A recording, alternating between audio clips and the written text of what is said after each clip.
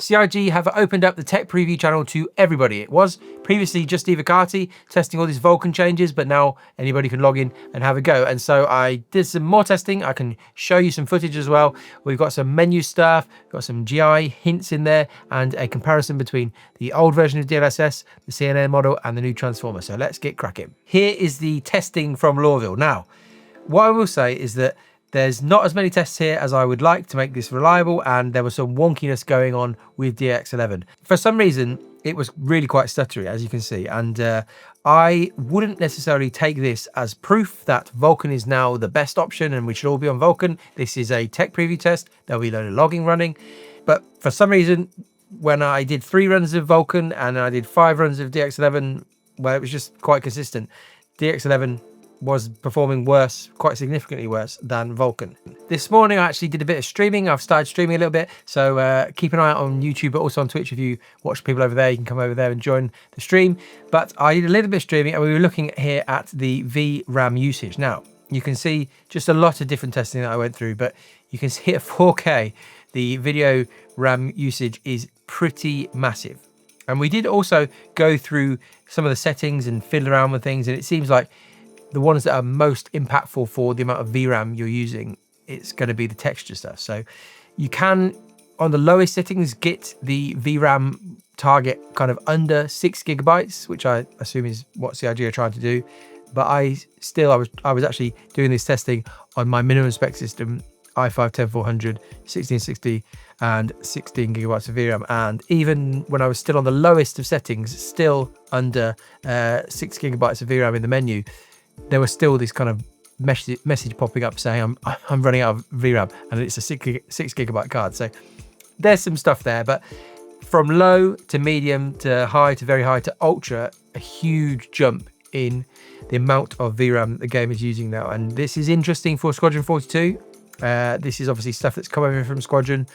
The graphics menu now does do stuff. I need to do some proper testing to see what it does for performance, but yeah, you now in theory at least can have an idea of what the settings will do, especially if you've got a card with less VRAM. You can now in theory drop certain settings to make it work on your card.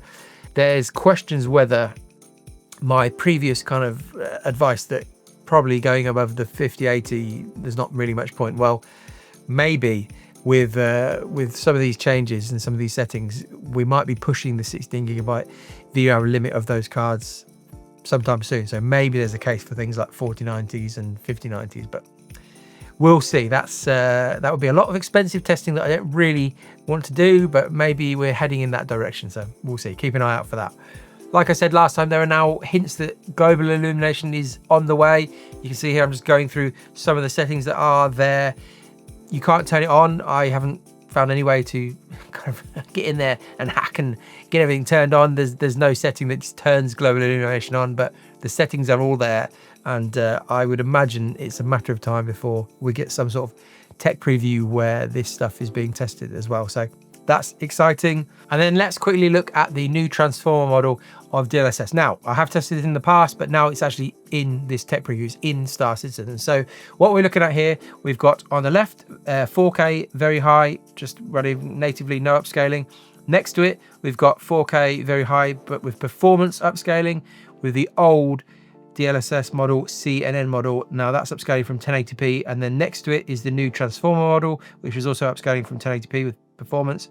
And then we've got on the right hand side, we've got very high everything quality upscaling, so upscaling from 4040p with the old CNN model, and then we've got the same but with the transformer model up from 4040p. Now, looking at that screen just there, you probably can't tell anything, but we'll zoom right in. Now, first thing to look at, I think we will have a look at just this bit here. Now, as this, if we look at the, first of all, the native one, you can see a relative amount of sharpness here, but then on the CNN model, upscaling from 1080p, it's all quite blurry, quite smeary here. Looking at this, if I zoom a bit further in, but a lot more detail is being preserved by the new transformer model, and this, it's looping around, that's why it keeps stuttering and stopping. This is the benefit, this is the big benefit of the new transformer model. It's just much better, just overall in quality than the old CNN model, so it's just preserving much more detail. And the crazy thing is, it's preserving much more detail, upscaling from 1080p here, it's still actually, I think, more detailed and more sharp, or at least comparable to the old CNN model upscaling from 1440p. And so you've got a new transformer model that allows you to upscale from much lower resolutions without much quality hit, which is pretty impressive. Let's see if you can find you another bit. Same here. If you keep an eye looking at the native one, look at the detail, the kind of lines going across these little grate things. They're almost completely gone on the CNN model, and even on the CNN model upscaling from 1440p, the quality one over here. But on the transformer model, those lines, that detail is still preserved when even upscaling from 1080p when you're doing performance upscaling. So in general, it's a big win for anybody using a card capable of DLSS. There is in theory like a performance hit.